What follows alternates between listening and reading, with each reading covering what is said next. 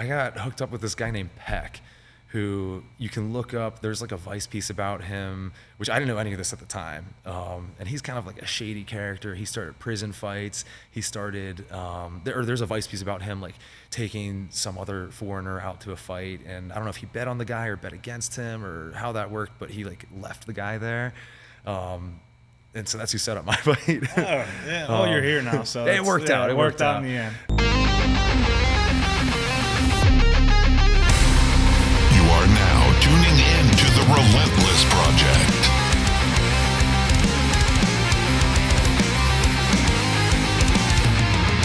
Real people, real stories, real life.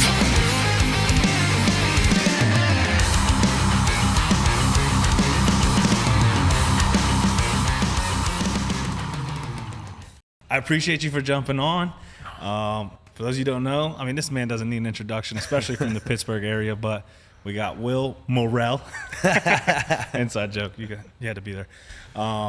But you tell us a little bit about what you do here at Stout. What's your responsibilities? What's your your baby? Because striking is your thing, right? Sure is. So tell us a little bit about what you do, and then we'll get into who the man is behind all this. So I run the striking program here. I'm responsible for basically making sure everything runs here and that the coaches know what they're doing, writing the curriculum like we talked about, bringing guys in for seminars. We got Luke the chef coming soon. I did see that. That's like, is that March or February? That's in April. That's out. Never mind. Yeah, we got some time on that one. I'll stretch for it.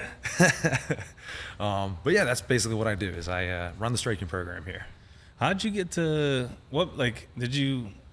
what's your background in striking? Is that something you like fell upon to, or is that something you've always had a passion for? A little column A, a little column B. So I, like a lot of guys my age grew up, loving Bruce Lee and stuff like that. And then I started doing traditional martial arts when I was like 12 or 13. I was, I think, in middle school. And, I really was into that. When you say traditional martial arts, what do you mean? I mean, I did Tung Soo Do, which Korean karate. It's what like Chuck Norris did. And it's just what my parents signed me up for. They didn't know, Still, that stuff's sweet though. You know, it's cool. Like discipline and like. Yeah, for sure. You learn a different culture almost. Absolutely. And I got lucky that one of the guys who was running like the sparring classes, he was legit. He knew what he was doing. And he's the one who got me into like lifting weights. He's the one who got me into starting to watch the UFC. He's like, hey, if you want to know about real fighting, you got to watch this. And this was way back in the day. And I like pretty much didn't have. What was your first UFC? Do you remember? That I was able to like watch. If you can remember. The first one I remember like being excited about, which I didn't watch at least live, was UFC 66, Chuck versus Tito. Oh yeah, dude, that rivalry is unprecedented. Oh yeah, incredible. So like that's the era that I like got into it. But you have to remember, I was like a kid. Yeah. And my parents have zero interest in any sort of combat sport. Didn't have cable. I had no way to like watch. I'm on all the forums and stuff, reading about what's going on live, and watching highlights and stuff like that.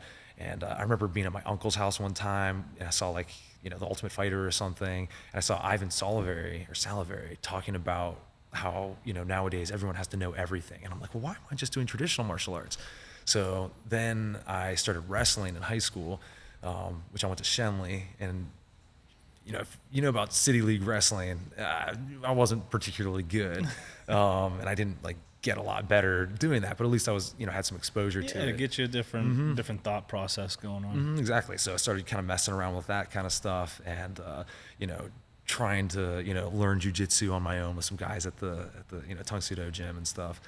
And was that something he offered there? Or was it something like you guys just like? This is something where I was like, hey, we're gonna do this, and they'd be like, all right, cool, let's drill this or whatever, just roll live. I had no idea what I was doing.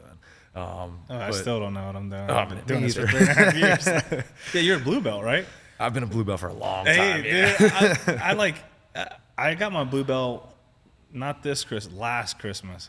It's like over a year, and I don't have that piece of tape yet. And I'm like, dude, why do I suck so bad? Like, and then Andy, which his episode drops, on the time of this airing, it would have dropped last week. But He was talking about what he sees in people to give them that next like tape, and I'm like, oh, dude, I'm slacking. Actually, Andy was the first one who striped me up.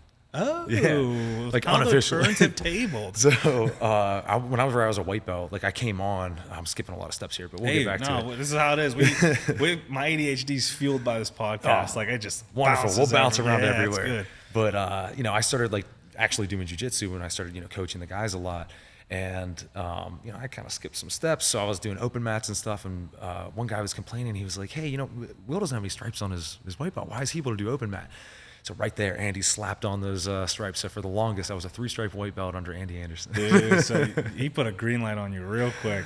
He said he's good for he's open for taking, and I loved it. But like, and that's another thing. Like people don't understand. I was talking with a friend of mine. He wants to come to open mats, and he's like, dude, like I'm not 3-stripe though. He just started coming to Stout, and I talked about Andy. I talked to Andy about this, where I told him, I was like, dude, I'm not gonna hype up Stout. I'm not. Just go. Just drop in one time, and then you tell me what you think about it. Yep. That's it. Like, I'm not going to sit here and tell you the awesome coaches, the awesome atmosphere, state-of-the-art facilities. I'm like, just drop in, let me know. He on Black Friday, he bought like a 30-class package or something crazy. He's like, dude, I love this place. Da, da, da. So now his gripe is, he's like, man, I can't go to open mats. I'm like, dude, you've been training for a little over a year. Go to a coach after a class, let them watch you, let them like kind of see how you are. Explain the situation. Yeah, explain the situation, and then ask. Because with the coach's permission, they'll let you. And the premise of this is to mitigate injury to other people and to yourself. Because if you come in off the street with something to prove or a chip on your shoulder, you're going to hurt someone. Or and yourself. not the right way. And or hurt yourself, you know? Like, so it's like you roll, you're very, like, dude studies jiu-jitsu, watches it on TV, like loves it. So it's like, just explain your situation. I'm sure you'll be fine. So it's like, that's, people don't understand that. It's like, it's not about the number of strikes. Right, like, yeah. That is on average when you start to be able to defend yourself. Yeah. So that's the whole point of that. You've been doing this for a while. You can probably defend yourself. That's why you were out there in the wolf's pen with everyone. But also kind of along those lines, and I think this is more prevalent in striking, but if you start going live too early, you start sparring too early, not only is it dangerous for you, dangerous for your training partners, but you're also stunting your growth. Like imagine you came into this gym and started rolling day one, and you just start going and going and going, and you're just going hard. You're going to become a really tough, really good white belt, but you'll never be better than a really tough white belt. Yeah, and you're developing, you're encouraging your bad habits. Exactly. Yeah, I didn't even think about it. Yeah, that's so true. Yeah, you're kind of strengthening what you don't know. Going live is a reinforcement of technique. Everything else is development of technique. And that, like, people get kind of upset with me because I'm very conservative with sparring. Because unlike in jiu-jitsu where, you can totally get hurt, but most of the time it's just like, I'm done, Whereas like here, there's a lot of, CTE that can happen. Yeah, and so that's true. Jiu-jitsu and wrestling, to a point, because them dudes are wild, are one of the only two martial arts that you can go close to 100% and relatively be okay. Right. Like, well, how many competitions go on and usually no injuries, nothing serious or anything like that. With striking, like you go 100%, like you're not gonna want to come to train tomorrow. Like you just went through a brutal fight, literally a fight. And even if you can train and like like that, like I sparred a lot when I was younger, and it was fun and cool and everything. But like that has long-term consequences, and you might not even know that for years. You might not find out till you're 40, and you're like, oh, I can't really speak well anymore. Yeah, or forgetting a lot, like brain damage is. They say when you stop your car too fast, your brain smacks into your head. Oh, and that over a long time, there's studies showing that over a long time can cause brain damage. Everything. Stopping too fast. Everything does. You know what stops your brain fast? A fist to your face. Like, sure does. So be safe. But so you were doing these traditional martial arts. High school. So I was doing traditional martial arts, from middle school all through high school. Got very into that. Did a million tournaments, and started wrestling my senior year. Wasn't very good, but at least that kind of got me in. I understood what I didn't understand at that point. You don't know what you don't know. They say, exactly. Right? So then I go to Penn State, and good school. Good. We are. It's a good spot. Penn State. Good school. I'm not biased or anything. I just happened to go to Penn State. Just hey, it's a great place to go. It is. But yeah, so I really wanted to do MMA, and like they had a gym that was kind of off campus, and like it just kind of seemed like it was gonna be a pain to sort of start training there. So I was like, hey, they got a club here for boxing, and I think I actually knew a guy, I forget, but yeah, I was like, I'm just gonna try out for the boxing team. So went through tryouts, which is really just like if you're tough enough to stay around, and made it onto the team, had my first fight that year, and then I just kept working hard, and next thing you know, I was captain of the team. I was about to say, I read that captain of the team. So that was just more just stay in like a groove of martial arts. They didn't have like any other clubs, or was that one of the only striking clubs they had that you were like, oh, this is because boxing and Muay Thai, they're very different. They're cousins, but they're like distant cousins. Yes. So like, what spearheaded your like? Because you're always in. I tried to bring my shortest shorts for out of respect right to you. This is all I got. They're cloth though.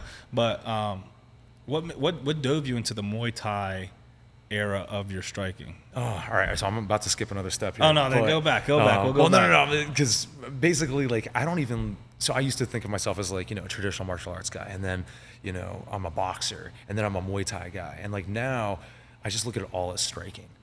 So like that's kind of how I think of it now. But anyways, to get into Muay Thai. Yeah, no, that's awesome. So when I was still in college, I was. It was the summer, and my boy Kevin, who teaches the strength classes here, we were friends in college, and he was like, hey, there's this jiu-jitsu gym down in Lawrenceville. We should go and do it. He was into the UFC as well. I wonder which gym that could be. And it's actually a funny story. He was selling, I think, advertising. He shows up to Warren and was like, hey, you want to buy some advertising? And Warren's like, do you want to buy a jiu-jitsu membership?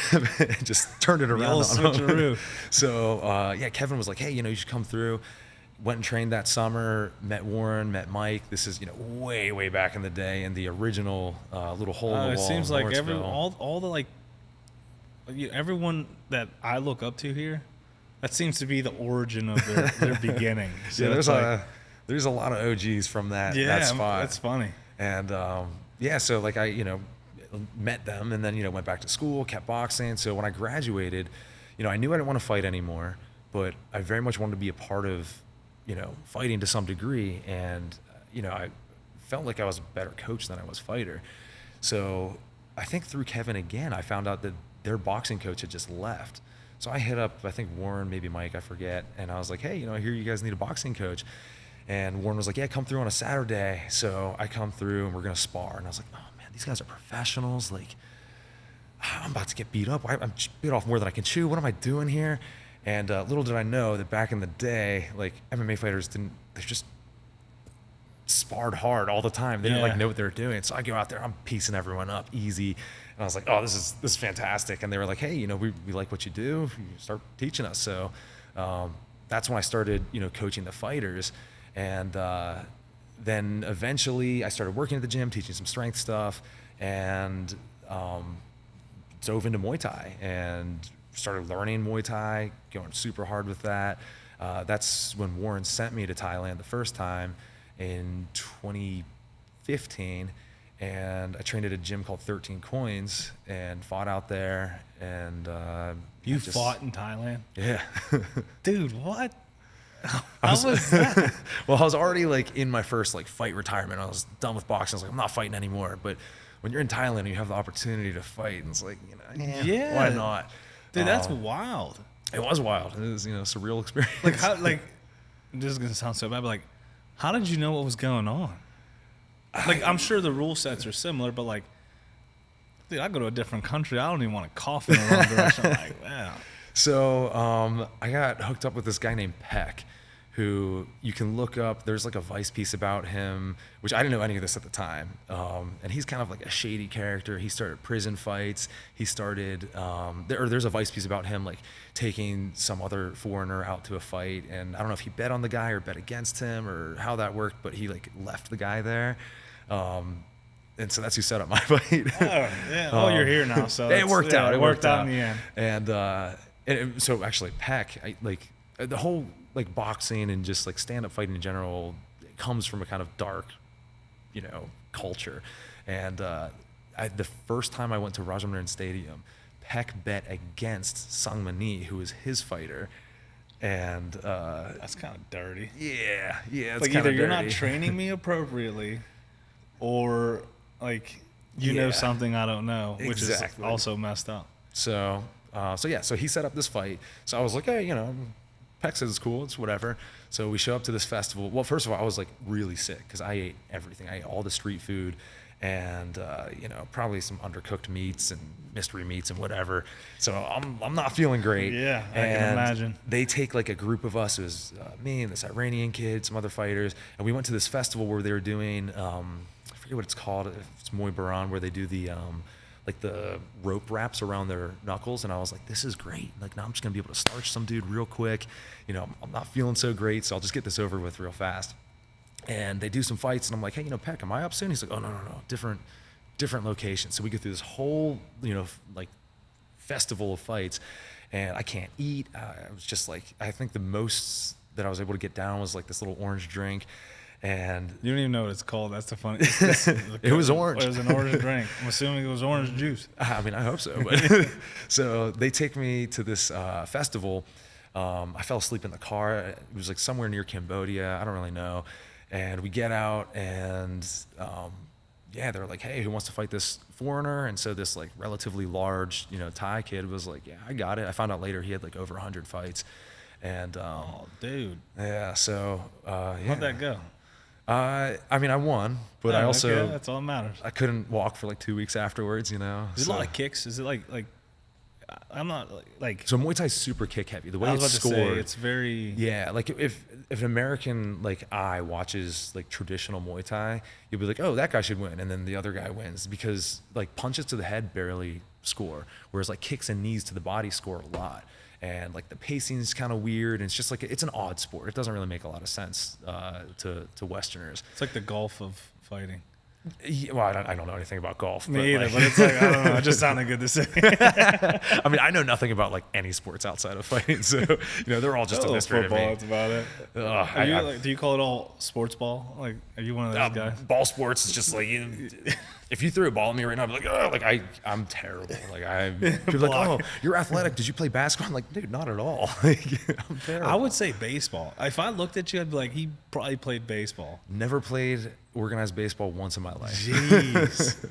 Hey, the more you know. Yeah, but so I fought out in Thailand, and I was super sick, and I was like, I'm just gonna put this guy away in the first round, and I'm crushing this dude with right hands, and I've never hit someone that hard and had him just like walk through it. This kid was the Thai Terminator, and he just keeps walking forward. He's crushing my legs, and finally, my coach was like, yeah, go to the body. So I start ripping body shots, and in the third round, I'm not even sure what hurt him. If it was left hand, right hand, whatever.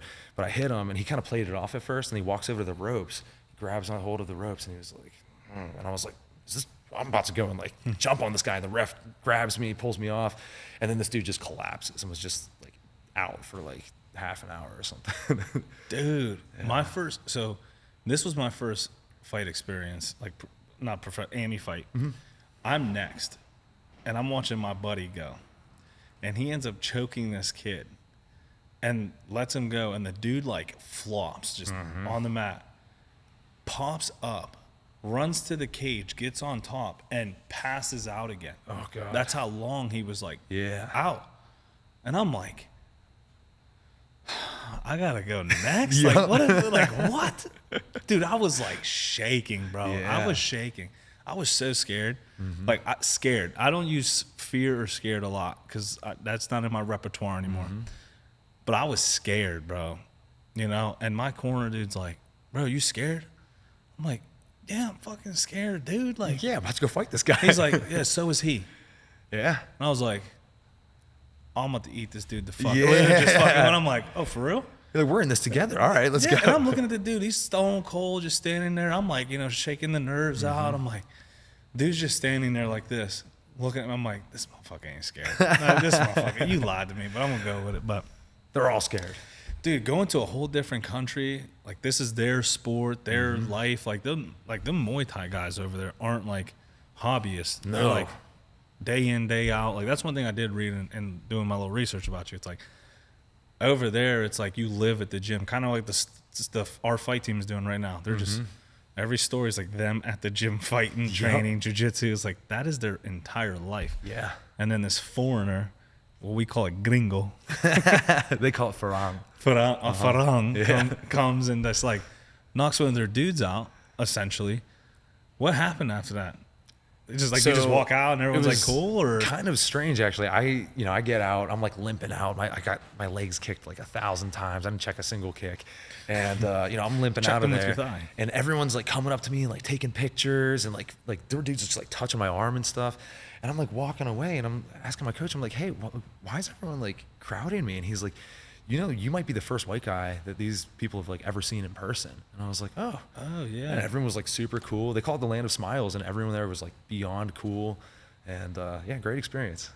Dude, I guess that does make sense because they like a lot of those guys people don't get to travel. Like we get to travel different cultures. Like a lot of those places just that's all they know.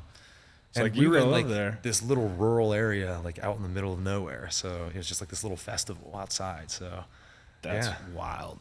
Yeah, that is a wild experience. Like that would just fuel my drive to fight every day. I fought in Thailand and won.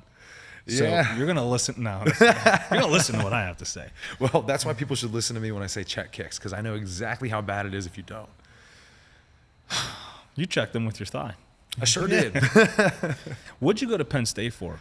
Kinesiology. Okay, so you were like into fitness and health, and yeah. So the guy who in the traditional martial arts gym who got me into like the UFC and everything, he also was like, hey, you got to start lifting weights because I'm not naturally particularly strong, and so he's like, we got to get you lifting, and so I was like, oh, I can change my physiology with like exercise and stuff, and my parents are the most encouraging people in the world, and they're just like, yeah, you should go to school for like whatever interests you. And I was like, well, I like all this meathead stuff. And they're like, yeah, go, there's literally a science of human movement called kinesiology.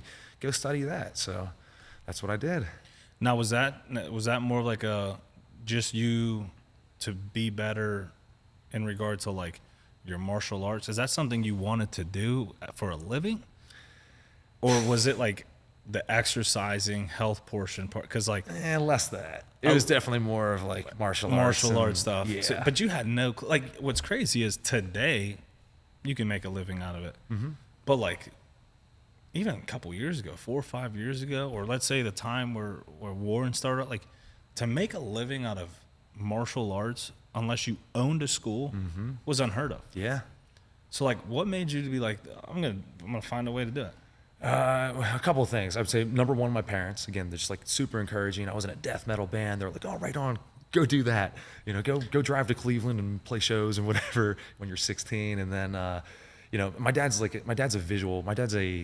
an abstract painter. He was an art professor too, but like he made abstract art for a living. You know what I mean? So it's like, so that's the embodiment of just do what you love. Just do what you love. And like, if you're good at it, it'll work out, My mom, she ended up being a language teacher, but before that she was, a professional dancer. So it was just like, just go and like do what you want. Right. So that was very encouraging. And then also, I was really into Musashi at the time, and, Musashi, Miyamoto Musashi, you ever hear of like the Book of Five Rings? It's kind of what like, came into my mind? Mufasa. Very different. So yeah. Musashi was a samurai back in, I want to say mid 1500s, and he wrote this book called The Book of Five Rings. And it's all about his strategy and style of sword fighting. And it's kind of like lots of philosophy stuff in there, and it's a little cliche nowadays. Like there's so many like martial arts nerds who are like super into that now. So like a lot of good stuff gets pulled from that though. Yeah. Do you know the origin of jiu-jitsu? I know about like Japanese jiu-jitsu going to the original Gracie. You know why it was developed? I forget the guy who developed, but you know why it was developed? From like what Helio did? No, before that. From Japanese. Oh, samurai, yeah, because of armor, and they had to be able to, yeah. Like they couldn't shoot projectiles because of armor, so they developed this system to go hands-on with people with melee weapons. Yeah. If that ain't badass, I don't know what is. Oh, it's super cool. I mean, that's pretty sweet to me. Yeah. I had to do like I had to teach a lesson for 15 minutes about a subject to get like a certification to be an instructor to instruct, if that makes any sense. Police stuff. It makes no sense. So I picked it on jiu-jitsu. I was like, I love jiu-jitsu, you know, I'm gonna do on how to implement an arm bar. And it had to be a hands-on portion as well. And I started doing a quick dive in jiu-jitsu, and I'm like, oh. Like, when people think jiu-jitsu, they think Gracie's, and like, that's it. It's like, dude, there's levels to this shit. Like, this goes way further and deeper than anything. Like, it's sweet.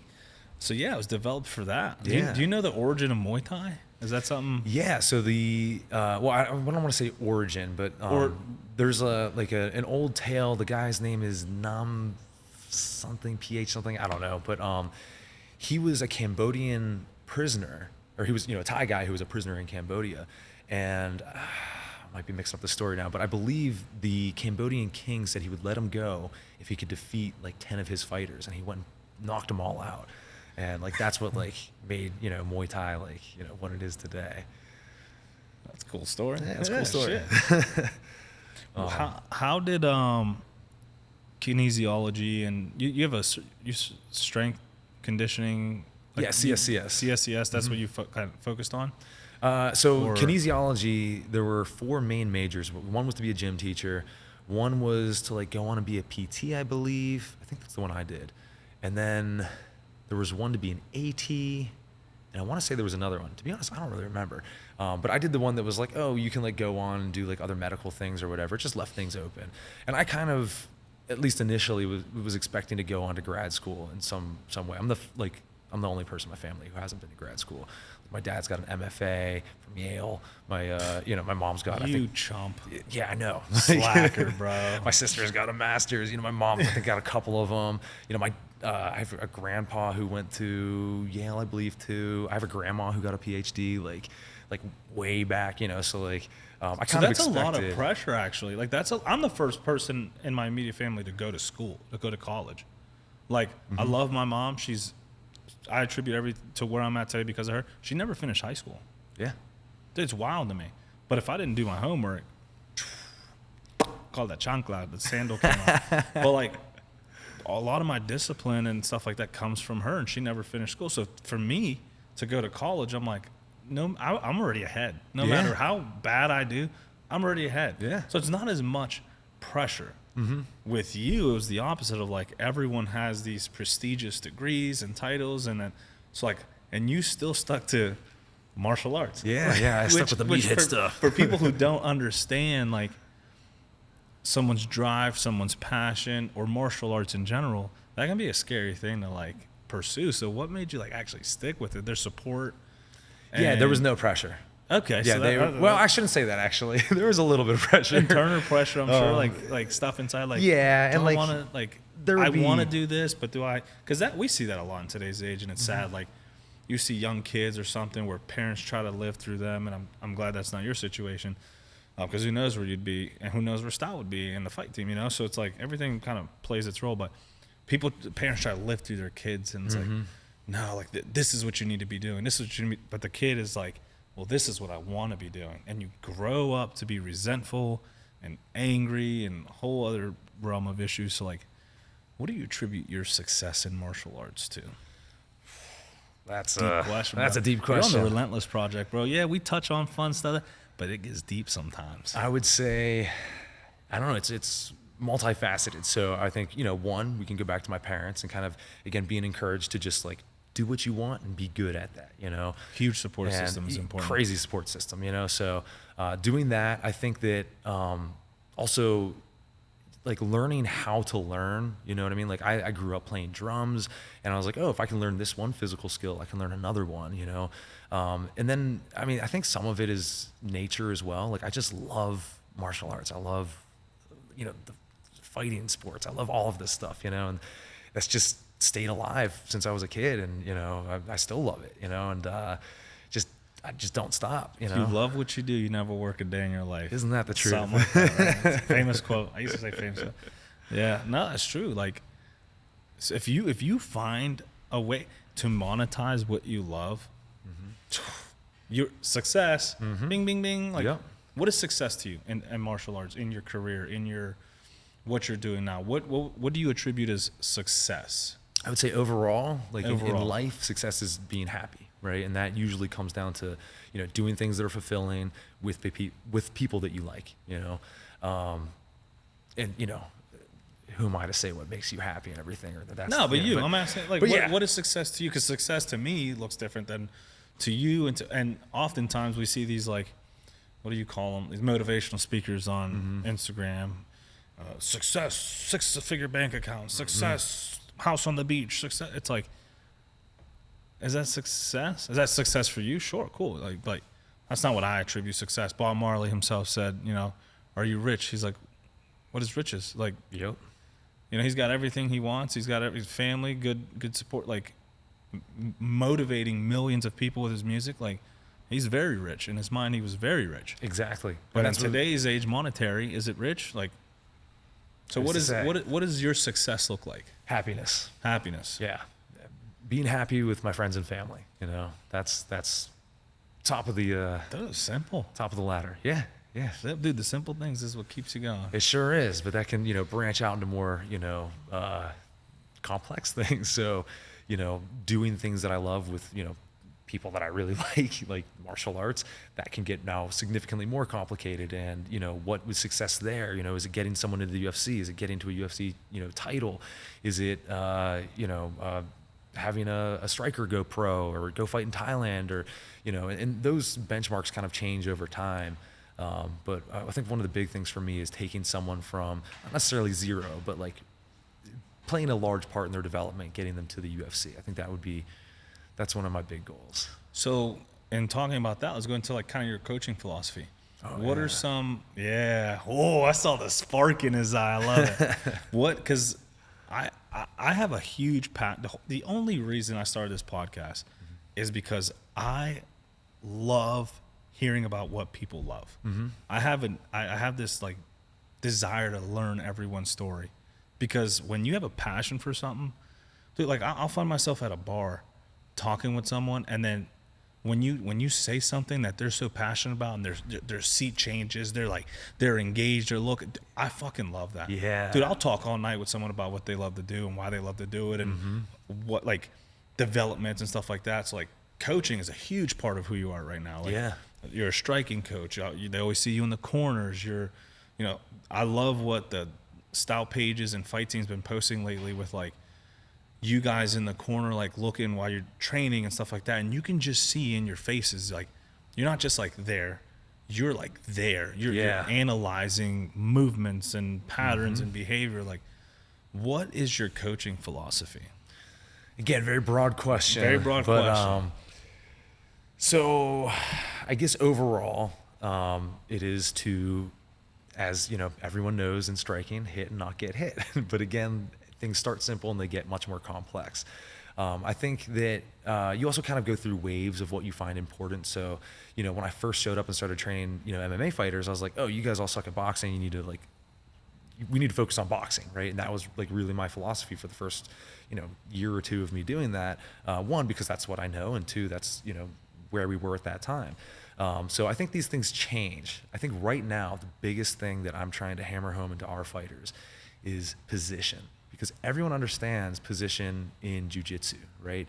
Like that's a part of jiu-jitsu's evolution, is that you have, and not just positions, you have names for those positions. So if I say, bottom half guard, you know exactly what I'm talking about. If I say, top mount, you're like, okay, I know exactly what you're talking about. But like, how many people can name positions standing up? Yeah, it's true. Southpaw. Southpaw, or like, it's like, that's true. So I've got like, lots of, systems and subsystems based on, positioning and different types of positioning, because that's a very, wide term that encompasses a lot of different things. And I've got like this 3-level, system that, can describe everything positionally. And then we have different things that we do from different positions. And it's just like jiu-jitsu in that way. And I've borrowed a lot from jiu-jitsu in terms of that, philosophy. Because a lot of striking first of all, striking has evolved so slowly relative to jiu-jitsu. If you look at jiu-jitsu 20 years ago versus today, it's completely different. You know? Tenfold, yeah. If you look at a boxing match from 20 years ago versus today, it's like relatively similar. You know what I mean? Same with, Muay Thai. And obviously there's differences between the golden age and now and whatever. But striking's evolved slowly. And I think this is really the next big step. There are some people who are starting to kind of get this, and we're really on the cutting edge of it. And so that's the big thing with my fighters. And, I don't want to give away too much because, some opposing coaches might be hearing this. Hey, what did we say before? If you ain't doing something right, change it. That's it, And eventually people will figure all this stuff out. Yeah, and I'll figure out new stuff. If you want to figure it out, style classes are online. Check them out. Exactly. Get in here. But that's the main thing right now is I want all of my fighters to know positionally, like what position means, what positions they're good in, what positions they're trying to force, what positions they're going to allow their opponent to be in, and just being able to manipulate that. It's interesting you mentioned it's developing slowly. I think a lot of people downplay striking.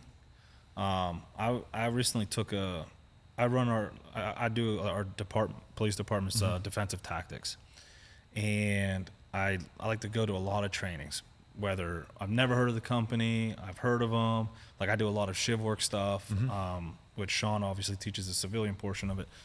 But I went to the specific class that I won't name out of respect for them. And it was heavily jiu-jitsu based. My bread and butter. I love it. But I also love striking. I think it's appropriate in certain situations. I get it. A lot of departments and states push away from that because it looks bad on camera. But at the end of the day, if we're in this position and you need to do it, you need to be able to do it effectively and well. At the very least, you need to understand the defense. Yes.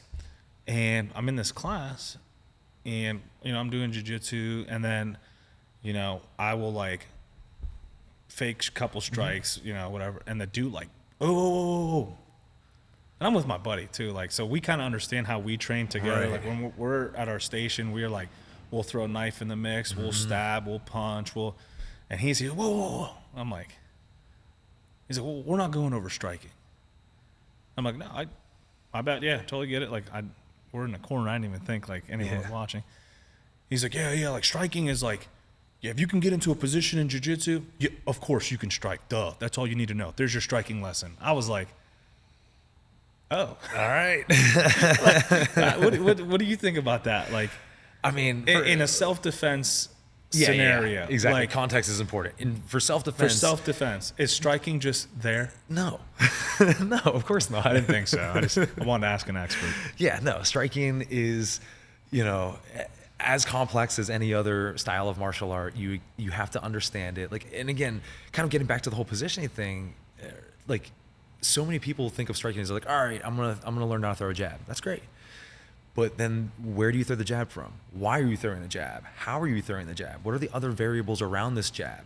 Is my head in the middle? Am I moving my head to the side? Am I throwing one jab? Am I throwing two jabs? Am I moving left, right? Am I throwing them at a fast rate? Am I throwing them at a slow rate? Am I throwing three of them? Am I putting a pause between some of those? So we take something that starts simple, like a jab, and then we can make it much more complex. And so to just kind of write off striking, which I think a lot of, even coaches do. They're just hey, we're just gonna throw this combination, and it's but you're missing so much of the nuance here, And you have to know how to throw that combination. You have to have those basics in place, but it gets much deeper than that. And oh yeah, I mean I'm with you because I went to this was a couple years ago. I can't remember. It was in California or something like that. The striking class, and it was striking for law enforcement. So anything for law enforcement, I'm already going in whatever, because anything for law enforcement is usually watered down BS. Yeah. But I'm in there and the dude starts talking and he's if you're going to strike, if you're in this distance and he's why are you going to throw a punch? And then I write him off. I'm here's his, he's why not an elbow? And I'm oh, hold on. I was I like where you're going with this. And the way he explained it, he's if you're here and you need to strike, your grappling's not working, you're losing your control, now he's going for your weapon, that escalates the level for striking is appropriate. Why are you going to remove your hand, draw it all the way back to then bring it here, when you can slide your hand and I'm like, I'm sold. I'm bought in. Like, I'm going to listen to what this dude says. At the correct range, yes. And that's what he was going for. He's like, people just throw punches. And that's what you see, like, boom, boom, cops doing that. He's like, but if you're here, and he's like, you know what looks good? You just move your hand over. Camera's not going to really catch that you out. And I'm like, I mean, I get where you're coming from. Like, you're at this range, it makes no sense to draw back. Absolutely. But maybe you have to. And I was like, and he just went off of this class about like striking at different ranges, what's most effective, what's least effective with equipment. I'm like, dude, I'm so glad I came to this. Like, so there's so much to striking. Oh, you got to do we have a fundamentals class all about hand trap elbows. That's like, dude, every cop don't should have to do that. Me. I'll gotta butter these babies. Oh, let's do it. Dude, the one time, I think class was canceled or something, and everyone was like, "Oh, go to Muay Thai." I think that's one of the only times I was over here. I don't know if you remember that. And like a lot of the jiu-jitsu class came over here, and we were doing like clenches and stuff. And I was like, gas, bro. I'm like, dude, who knew you could do a class on like just clenching? Yeah. I'm like, oh, maybe I should do this more. But that's actually definitely. Before positioning, like outside positioning, that was something I was really big on for a while, because in America, people just don't know how to clinch properly. And I was like, this is low hanging fruit. Like, you guys realize we can just like get halfway decent at clinching and just ruin people. And, you know, we have a long track record of doing that. And like, you know, other gyms are starting to catch up, and like, it's starting to make its way into even, you know, MMA. But like, man, clinch is just very, you know, underdeveloped for sure. Oh, dude, yeah, it's a new, like you said, nuance. There's so many nuances in fighting, and like we were talking before we started. I used to fight every day growing up. It's kind of like, you know, humble beginnings. You kind of had to survive, quote unquote.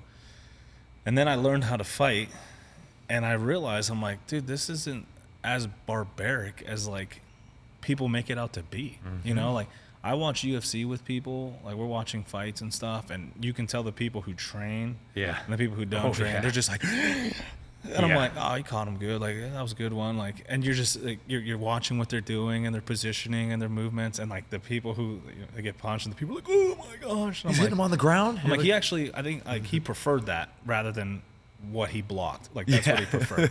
And they're just like, why would you prefer to get punched? And I'm like, you're in a fight. You're not going to get punched. You're just not going to not get punched. Right, yeah. That's a part of the game. And that's another, like, I love when I'm, like, I'll teach at the academy, and I'll get a cadet raise their hand, and they're like, well, can't they punch you in the face? Sure. Yeah. Sure, yeah. And that might happen to you. That's a very good question. Yes, if you find something where you are hit-proof, market it, sell it, because you're going to be a very rich person. Oh yeah, I'll pay a lot for that. Yeah, there's nothing that makes you hit proof or like, like we teach body lock, split seatbelt, like a good home position to be in. But what if they want to punch? They may punch you. It's not going to be as effective, but this is to keep you standing, conscious, and alert. Like, you may get hit here. You're in a fight. Like, you may get hit. You're in a ring. You're gonna get hit. If you go through a fight, unless you're Masvidal in the 3 seconds knee, you're not gonna get hit. Yeah, you come out flying knee, hit it, boom. That's rare. Very rare. That's why they're still talking about it, because it's so rare. So, what is your approach to conditioning with technique learning and sparring? Is there one you focus heavier on, or is it like something that needs to be equally sought out? This happens every time, bro. And every time I say we should get a ball, I got it. do a backflip. There it is. We're good for another 20 minutes. All right, good question. A lot of different answers here. So you're giving me conditioning, sparring, and technique work? Yeah, or whatever else you feel like. Obviously, this is what you do for a living. So, which one do you focus on more with, let's say, like your fighters? Not a class, not a hobbyist. Like, someone's going to use this. You're doing this for a living. This is what you want to be doing. You're going to be fighting. You're going to be pressure checking. Like, this is what you need to focus on in this order, and why? Or is there an order? Like most things, it depends, right? And it's kind of individual. So if someone is maybe like a, 3-fight AMI and they haven't had a hard fight yet, or maybe they haven't even fought yet, like you need to get some hard sparring in, right? And that's going to be important.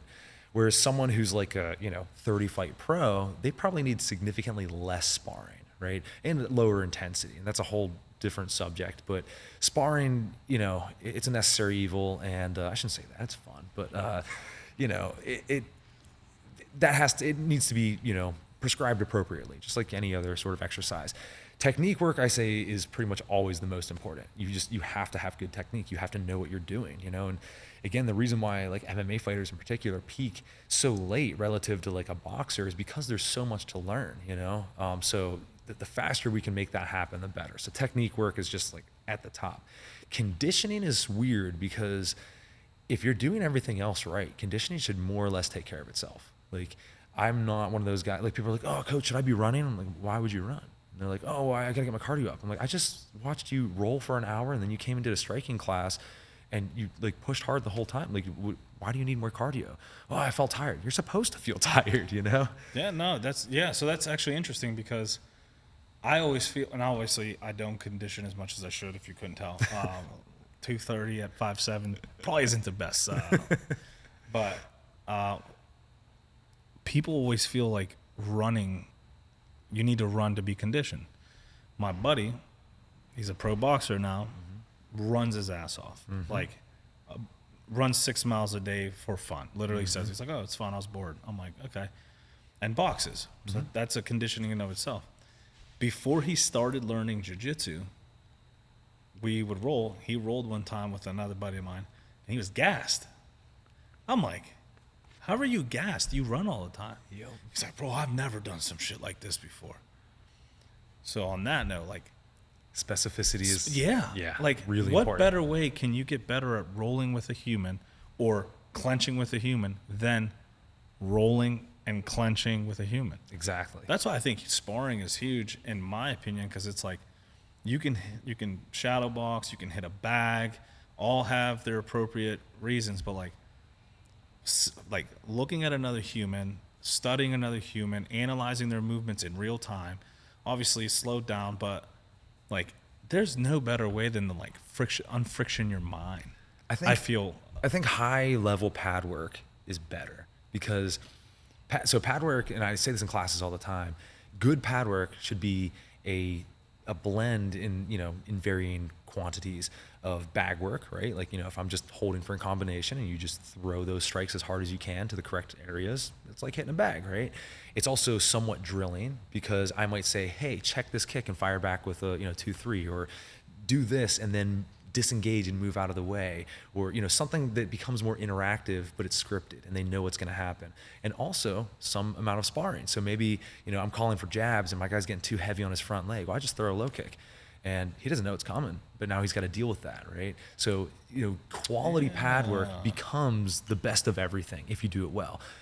Quality is the key word there, though, because it's really difficult to do that. And generally you only have that happen if you work with someone for a long time. So like, if you see me hold pads for like Brittany or Brody, you're going to be like, wow, that's awesome. Whereas if I held pads for someone I'd never held pads for before, you'd be like, is that guy a real coach? That makes, because you have to play to your player.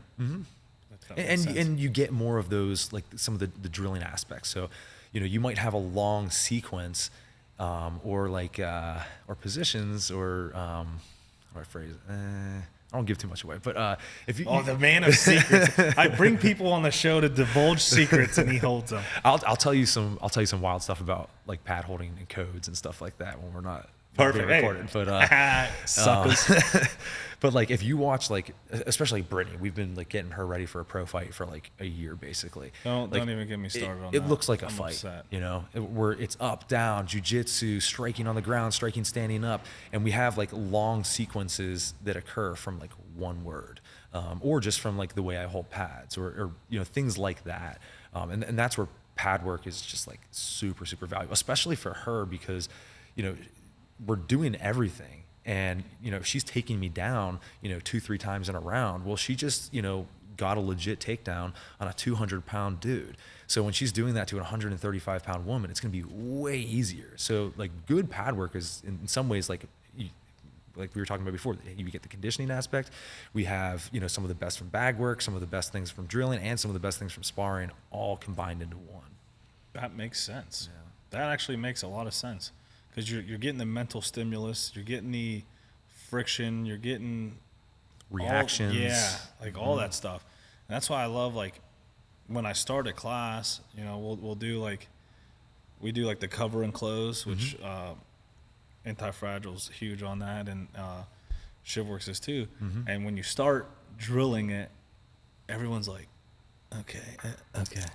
And then by the end of like the hour or 2 hours, they're like, you obviously hyper, and they're like, boom, and you're like, oh, I see you're putting it together. All the neurons are firing. So that with mitt work, I guess, it takes that relationship, that pattern behavior to be able to do all. I'd probably go half stupid trying to do some mitt work like that, but it can get pretty complex. And like, especially with like, I've got different subsystems with different fighters now. So like back in the day, the only fighter who I had like a complex code system with was Mike.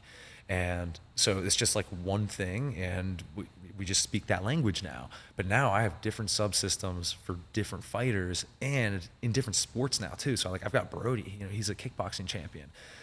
Well, we have different things that we do relative to, you know, Lucas and relative to, you know, Brittany. So like, I can't even remember half the codes. I was saying, how do you manage that? Like, because obviously Lucas's style of fighting,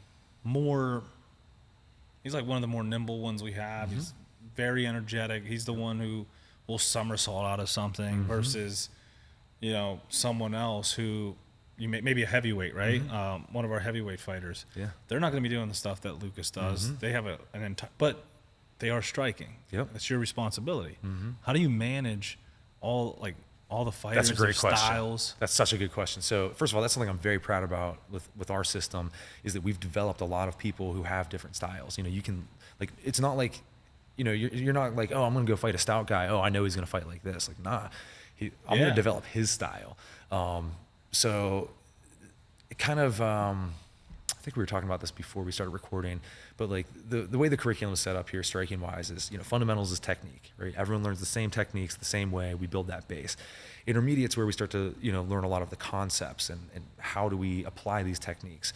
What are the, you know, variables around the techniques? How do we manipulate those? You start to dive into position a lot there. What position would I use various techniques from?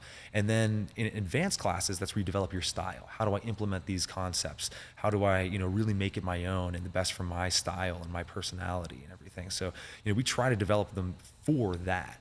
And basically I expose them to as much as possible. I try to make sure they understand the game, you know, as fully as possible. And then that way they can make decisions based on what they want to do. So, you know, if someone comes up to me and they're like, oh, hey coach, you know, I saw this on Instagram. Does that work? I'm just, well, can you make it work? Because if you can, and it's legit, you know, like I wouldn't do that, but like maybe you can, you know? So, so you're more principle based? Absolutely. Versus principles over techniques all day. You know, I mean, you have to develop that base of technique. Yeah, absolutely. But once you learn those principles, then you can break those rules. Then you can start to do things your way, you know? Yeah, because you need a fundamental, you need a foundation, right? Because if you try to build a house on mud, it's going to crumble. But if you have that solid foundation, that solid fundamental base, then you can like start exploring. Like I'm not going to do half the shit that Lucas does. I'm going to be honest.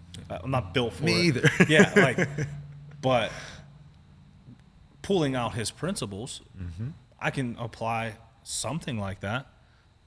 Like, and it's something so simple, like for, let's say, an Americana.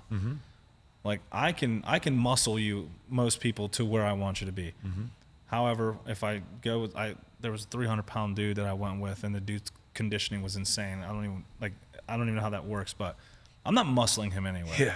Now I have to resort to a technique or a principle of, now I have to isolate his arms. How is that going to look?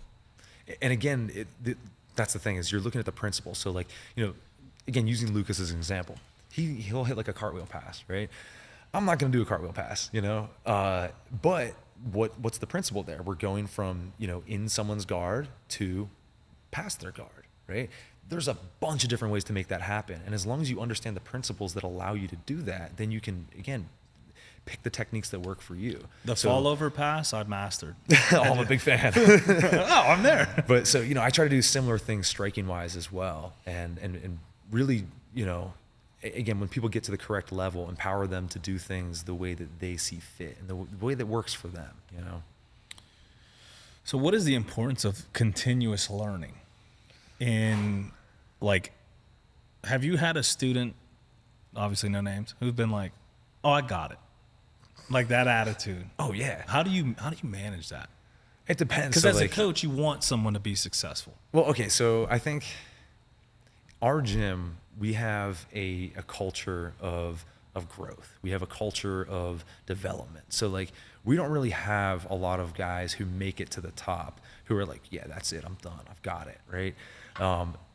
Generally where I'll see that is, I mean, just like a month ago, a dude came in, he's like, yeah, I got like 17 years of wrestling and like, 7 years of Muay Thai. And he's telling everyone different numbers. Oh yeah, 5 years, blah, blah, blah, whatever. And we're like catching punches. And he was like, oh yeah, like, I told him he was like catching the punch too far away. And I was like, oh, hey, you're more likely to not catch the punch if your hand's out here as opposed to close to your face. And he's like, oh, I'm like Bruce Lee. I just kind of grab him out here. He didn't say that. Oh, he sure did. And this is a tame example of this too. And he's like, yeah, someone throws a kick at me, I just kind of like kick their leg. And I was like, all right, bro, like just try like this. And he was like, yeah, bro. And he just like doubles down. And I'm like, all right, dude, like you're not going to do it like that. It's just that you won't. That's a YouTube fighter. That's what I call a YouTube fighter. You saw And so something on YouTube. basically the way I deal with it is it starts where I'm like, Every time. gotta go hit it No, again. I got it. You continue. There it is. So basically it starts where it's like, I'll try to be nice to someone and be like, hey man, maybe you can do this, but let's try it this way first, or this is why I think you should try it this way, or, whatever. And just, again, try to explain it. And then if they're still a little, stubborn, then I most likely will just kind of like ignore them. And if someone's like really pushing it, then I'll be like, all right, well, I've got some fighters here if you want to try it out. And Dude, pressure testing oh, is the okay. Let's try it.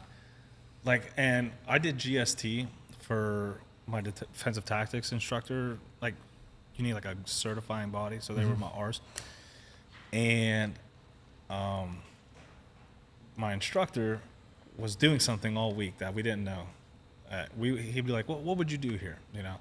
Like he's like, they got you in the mount. You fell over. Boom. He was very, very animated. I love Brazilian instructors. They're just like, so he's like, punch you in the face. Boom. You fall. He gets on top of you. Now what? And then the guy, I'll punch him in the face. He goes, good. I punch him. Bah. Now I'm tired. Now what? And they're like, oh, roll out of it. He's like, good. And he would do this thing, right? He would always do this when you gave him an example. Like, good. I roll. Oh, he's on my back. He's punching me. Like, so like he was doing this thing, right? And then he would tell you his technique. Mm-hmm. And then we'd go over his technique, apply his technique, pressure test his technique. Mm-hmm. So he's doing this. So like, what would you do? Okay, good. Boom. Now let me show you what I would do, kind of thing. At the end, the last day was like teaching philosophy. Mm-hmm. And he's like, when you get that one student who knows everything, you don't tell him he's wrong. Just say, okay, good. Like, ask him, good. Take what they're saying, grab it, and throw it in the trash can. And I'm like, this dude's been fucking doing this to us all week. Every time. Every time. And I'm like, that's what that means. He's like, yeah, like, but you didn't know, right? You didn't feel attacked. You didn't feel threatened. You didn't feel like you had something to prove, right? Like, you felt like you wanted to learn another way. Like, oh, there's my way, and this is an additional way. That's hilarious. I'm like, this motherfucker. So like every time like someone, I'm like, oh, what would you do? Like this. I'm like, oh, good. Like, he was doing it to us all week, and That's we're like, so awesome. This motherfucker. So it's essentially what you're doing. You're like, okay, yeah, but pressure testing, double down. Yeah, I'm in like me, like I don't know, 5-6 years ago, much more likely to be like, all right, hop in with my guys, get beat up, and like. I don't really do that anymore. Well, no, like, it's a liability now because you know what they're gonna do is not gonna work. Well, I mean, not only that, just like it's just not good for anyone. Like I'm very proud of the fact that I've greenlit very few people in my coaching career. But every once in a while, someone's just like, oh no, I got all this boxing experience, or they're just like walk on the mats when I'm teaching like an advanced class. I'm like, hey man, I'm ready for this, blah blah blah, whatever. And they're just like super like disrespectful about it. Every once in a while, I'll let them get beat up. Ego's a motherfucker, man. Yeah. Like, if your ego got you here. I tried to, and like people don't understand. Like you're not being a dick. You're just like, hey, like this is all I do for a living. Well, Just also, wait. like, Just wait. That's a cancer for the team, because if let's say that guy can fight, and he comes on, he's just like, yeah, like I'm the best, and they don't have that growth mindset, that's still not good for the team, you know. And like, luckily those guys can't fight, so like they get beat up and leave. But like, I don't want that attitude around here. You know, we have such a good vibe here. Everyone's encouraging. Everyone wants to learn. Everyone wants to get better together. You know, when you have that sort of culture, the people who don't belong here generally weed themselves out. Exactly. I truly believe that. I tried a couple gyms before I came here, and like obviously I'm a bigger dude, you know. And every time I went, like I had when I was fighting, I wasn't fighting. I did like 3 AMI fights. That was it. That's fighting. But no, that's not fighting. When I was doing it, I would dabble in jiu-jitsu, dabble in a guy who knew Muay Thai, dabble, like it was never anything structured. So when I go to these gyms, like, do you have experience? What am I saying? Nope. 0. It's always, because yeah. I don't have a structured experience, like 0. Dude, I am smart enough now to know, like, just humble yourself, because like if you do end up doing well, great. If you don't, great. Like you're here to learn. But these dudes would try to kill me. So now I'm like trying to defend myself to the best of my, and I'm like, what the hell? And On day one. yeah, on day one, I'm talking with Mike about this, and he brought up a good point. He's like, well, one, it could be bad culture, which I attributed it to. He's like, 2, it could be someone just trying to prove jiu-jitsu works. Yeah. Right? Like if you go into this gym and you whoop someone's ass, you're going to think jiu-jitsu doesn't work. Yeah. And I'm like, I guess that's another way to look at it, you know? So like, but how do you manage, like what am I trying to say? Because like someone coming in, right? Like let's say they have the right character, the right mindset, the right priorities and principles, and they want to learn, right? No fighting experience. They have everything else that would make a great fighter teammate. How do you encourage their growth and their development in there, but also proving like what I'm teaching you works? That's a good question. Well, I think it's pretty simple, actually. Oh, simple. So Perfect. if you come in with no experience, you just go through the system. Like it's set up like university here. You know, fundamentals, techniques. You know, I'm not talking about our system, because our system is the shit. Yeah. I truly believe that. I'm talking about in general. Like a buddy of yours from Nebraska doesn't have Stout over there, but he really wants to learn. You know, he's good intention stuff, and he's like, dude, like I go in there and like, this is the fucking culture, or like I'm getting my ass kicked. Like, I don't want to keep doing this. This sucks. I think it depends like how. So if they're doing jiu-jitsu and they're getting balled up, Yeah, you know, no bad culture. Just like, dude, I'm sucking. This hurts. This sucks. Or they're doing Muay Thai and they're like, I can't grasp this. Like, what advice would you give that buddy who's in Nebraska? It depends on degree. So like, again, if they're like, hey, you know, I walked in and day one I'm doing stand-up sparring, like super hard stand-up sparring, and you know I got cracked, and you know I had a headache for 2 days, and you know just got absolutely ruined. I'll be like, don't go to that gym. Like you shouldn't do that. But if it's maybe jiu-jitsu and you're like, hey, you know, I went and you know I didn't get hurt, but like, man, I got smashed. Like, hey, that's what happens. That's what's supposed to happen. You know, like because like Mike said, like jiu-jitsu works. You know, so. Again, it really just comes to degree of like how bad they got beat up. What did they get beat up in a way that was like helpful? You know, like if someone's sparring, maybe it's their first couple times sparring. You know, I try to make it as inviting as possible, but you know maybe they run into a teep they didn't expect and they get like the wind knocked out of them or something. I'm gonna go to that guy and be like, hey, how'd that happen? Why'd that happen? Let's talk technique. Teachable here, moment. You know? Exactly. So if you getting beat up becomes a teachable moment, then great, just keep going. If it doesn't, then it's probably a poor culture. So, do you ever jump in on classes? Like generally not like a class, but like sometimes like advanced or sparring, clinch once in a while, I'll hop in. Yeah. One thing we started doing at our department, which I think is genius, we would always teach, right? Anytime they saw us, we were the instructors. And I don't know if you know this, but cops don't like to train. Blows my mind. You take a job that your life, your family depends on you, other people, strangers depend on you, and you don't want to train defensive tactics. Blows my mind. Yeah. Slowly the culture's changing. However, one thing that we notice is like people aren't getting buy-in because they don't really never see us doing it. That makes sense. Like we're the people up front telling them what to do, and they never see us doing it. So one thing we do now, like my squad, I'll teach the opposite squad, and then that instructor will teach our squad. And then when it's my squad's day, training day, I'm in the training with this other instructor, and they're watching me do it. They're watching me participate. They're watching me run it through. They're watching it work, especially during the pressure test stuff.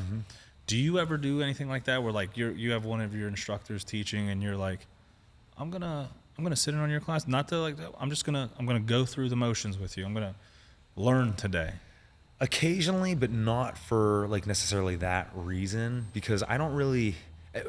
Initially, when I started coaching, yeah, I needed them to know that like I know what I'm talking about. So like that first Saturday sparring I showed up to, I beat some dudes up because I had to show that like I know what I'm doing. Nowadays, I've got I've been doing this my entire adult life. Like this is all I've done. So I've got plenty of examples of guys who I've made better than me. So like I don't really need to prove that anymore. You know what I mean? No, that makes sense. Yeah. So like I can get the buy-in that way. If someone's like, oh, I don't think you're a good coach. Actually, the same dude who I was talking about before, Mr. Bruce Lee, he was like, oh, well, apparently he told the front desk guys, he was like, yeah, I'm not signing up until this coach spars me. And I'm like, why would you want to spar me? Like, could you imagine if you like got, I don't know, you get traded to a football team and, you're like, oh, well, I'm not going to start like working hard until, the head coach tries to block me. Like, no, that's ridiculous. Yeah, it doesn't make any sense. Like, you know what that is? That's fear.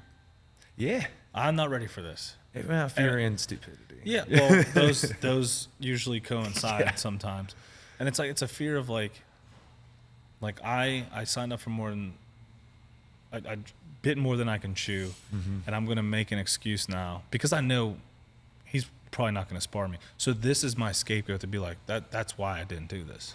He's lucky he didn't catch me 5 years ago. I'd have beat the brakes off that dude, but then he'll never do it, But it's like oftentimes, and this is in a lot of industries. Like I was talking to my buddy, he's a jeweler, on the phone yesterday, and he's like, yeah, and this person comes in and like, he's like, sometimes I'm like, how do you manage these people? Like, dude, like, and this is how we talk off podcast too. Like I'm always talking, like I'm depth questions. Like we'll be at a bar and they're like, dude, my life stuff's right now, and I'm like, well, what's up, man? Like let's talk, and then they'll talk, and then they're like, ah, fuck, I open Pandora's box with this. Like, you want help? I'm gonna fucking get you help.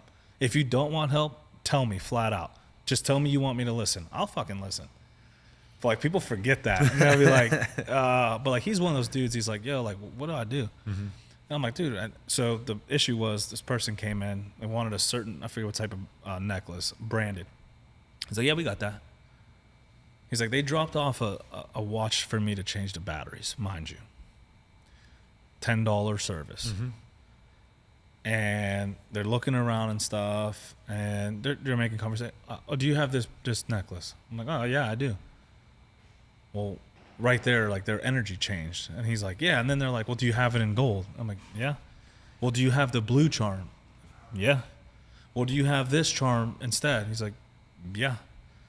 And they just kept going. He's like, well, do you have this one? He's like, no, but I can make it for you. Like, oh, no, he's like, I don't fucking get when people do that. I was like, dude, it's simple, man. Like, they went in too far. Like, They started a conversation, and now they feel bad that they're not going to buy this. So they're like looking for an avenue of escape. And their avenue of escape is, oh, you don't have this specific one after I asked for 50 of them? That's the one I wanted. And that's where they try to end the conversation. It's the same with that guy. It's like, most likely, I'm not signing up until I spar 13 coaches at the same time. Like, obviously, no one's going to do that. Yeah. Like, that's going to be a bad day for you. But that's his, like, oh, they didn't want to do it, so I can leave. And sometimes those are the checks you just, all right. If he wants to live with that in his head, right on. Well, and that's the thing. Like, what does that affect? Nothing. Yeah, exactly. Nothing here. Like, Yep. I'll put you on a guy I've been training for 3 weeks, and we'll see where you go. Yep. But some people aren't ready for that reality check. That is true. How do you balance coaching and being an athlete?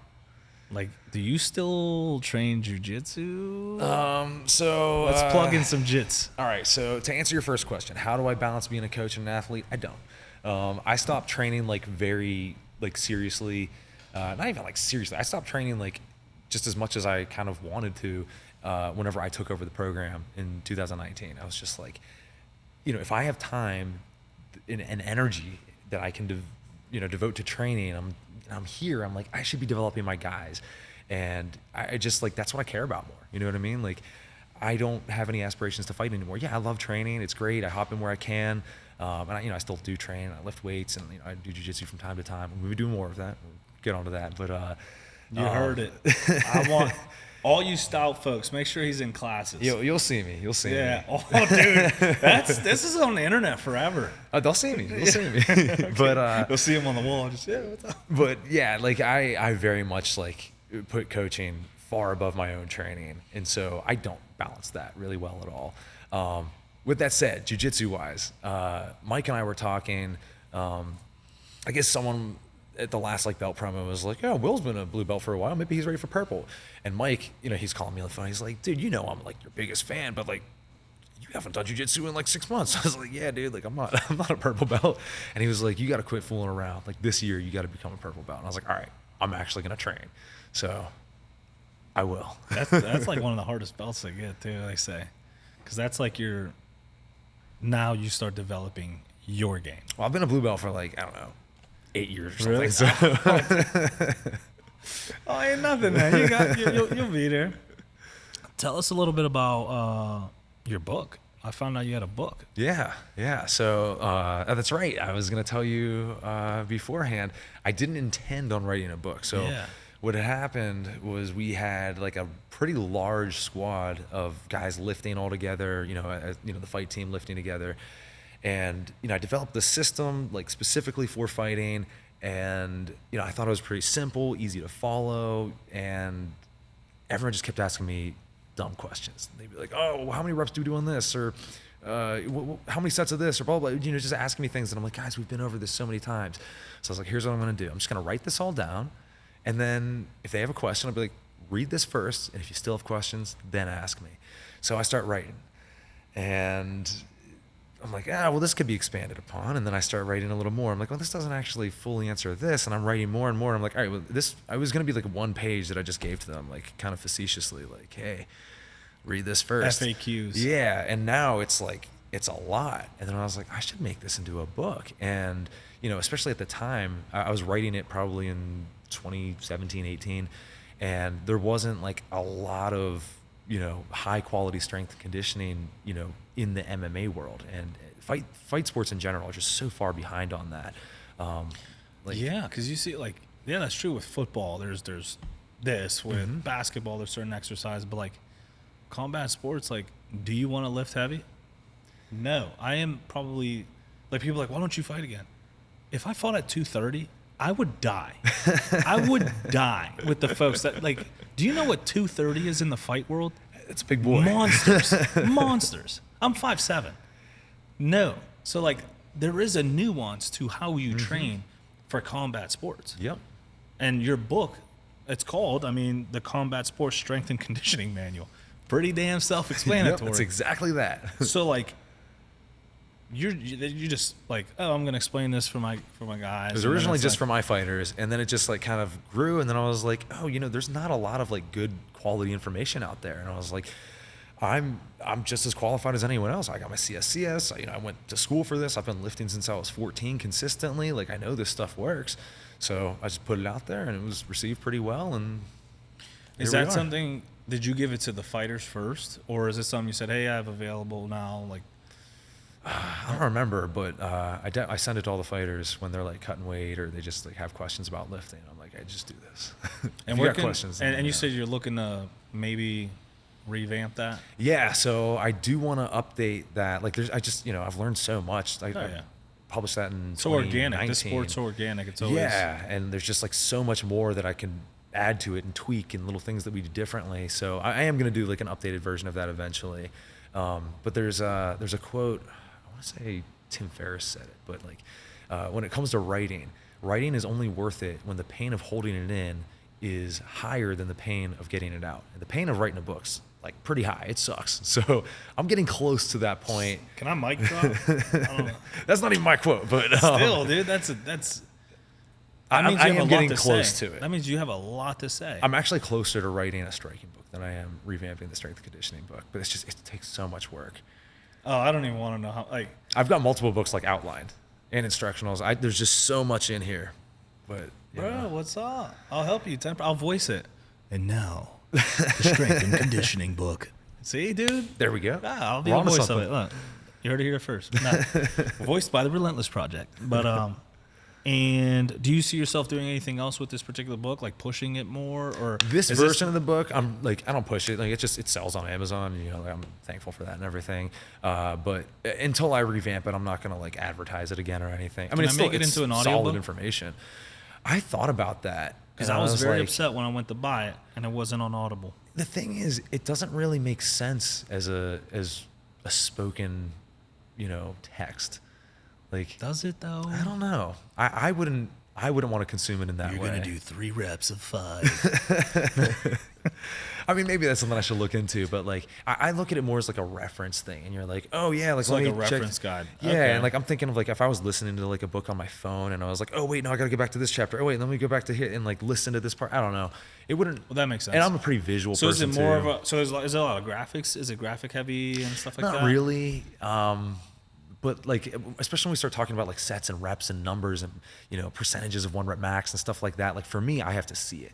So maybe that's just my own bias. No, that makes sense. Like you don't listen to a workout plan. Yeah. Like it's hard to digest. if I was like in the gym, I'm like, oh, like, what am I supposed to do? And then I'm listening to this chapter about like how to build your day 1 workout. And it's like, all right, in this situation, we're going to take, X percentage of your 1 rep max for this many reps and blah, blah, blah. And I'm like, oh wait, well, let me write it down. And it's like, well, why didn't I just have it written in the first place? You know what I mean? So I love audiobooks, podcasts, audiobooks. Like I don't listen to music at the gym anymore. I listen to music when I'm like pumped up in my car. That's about it. But like I'm listening to podcasts or books in the gym and I'll listen to them multiple times. Yeah. Because you will catch something different every time. Absolutely. And like, the one I'm listening to now is called the 12-week plan or the 12-week year or something like that. And it's talking like segmenting goals, right? Like if you want to bench 315 by the end of the year, what do you need to do in these next 3 months? So these 3 months is your year. Yeah. And you fraction it out. And he's like, because like at the end of when the most productive for most retail businesses are? I bet a very short period of time, maybe tax return season. December. Oh, because everyone's goals, at the end of the year, I want to make 150,000 in sales. Well, all year, pushing. At the end of the year is when they start pushing, right? They start advertising more. They start cutting costs. They start, I got to get to this goal. He's like, if you had that 4 times a year, how far along do you think you'll be? And I'm like, holy shit, that is true. That's what I did with the book, actually. I had like an outline, and I had schedules, based on, I'm going to finish this chapter at this time, whatever. And I was going and kind of moseying along, and I was like, you know what? I bet I can actually do this a lot faster. And I was like, how much faster? So just arbitrary amounts. I took all of the monthly goals and I made them weekly rating goals. I just crushed it. So like it was going to take me like, you're applying the damn principles. You didn't even read the book. There you go. But, it goes to show you, like, you take something that people know about or probably practice without knowing, and you put it in a format that's easy to follow. Gold. Exactly. Because I was kind of looking at the abstract of the book and stuff, and I was like, oh shit, like I train a lot. I also do jiu-jitsu. I also train like some boxing and stuff. Like, wow, this is the fucking perfect book for me. How do I apply it in a way that's going to be most effective for self-defense, for fighting? Yeah. Like, I don't want to, so not to brag, I recently benched 435. Congratulations. I should have an applause sound right here. But like, what does that do in fighting world? Yes and no, because guess what? If you're in bottom side control, it's going to be a lot easier for you to create space and, Yeah, but if I bench 315, I can probably create the same space. And that's There comes a point of the curve where it's like, is the injury? You sure you didn't read my book? There's a whole part about strong Oh, enough is strong enough.